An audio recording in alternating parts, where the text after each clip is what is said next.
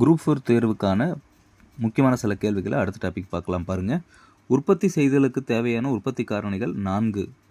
பாகிஸ்தான் நாட்டின் நாணயத்தின் பெயர் ரூபாய். பாகிஸ்தான் நாட்டின் நாணயத்தின் பெயர் ரூபாய்.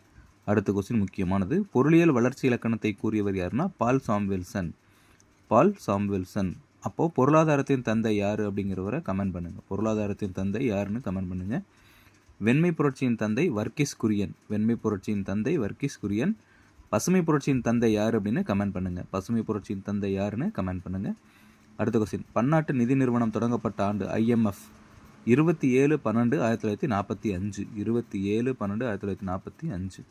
அடுத்த கொஸ்டின். மஞ்சள் காமாலை நோயை குணப்படுத்த பயன்படுவது எதுன்னு கேட்குறாங்க. கீழாநெல்லி. கீழாநெல்லி தான் மஞ்சள் காமாலை நோயை குணப்படுத்துறதுக்கு யூஸ் ஆகுது. அடுத்து வெள்ளை அணுக்களுடைய வாழ்நாட்காலம் எவ்வளோன்னு கேட்குறாங்க. 2 to 3 வாரம், அதாவது 21 நாட்கள், 3 வாரங்கள். அடுத்த கொஸ்டின்ஸ் எல்லாம் அப்படியே பார்த்துக்குங்க.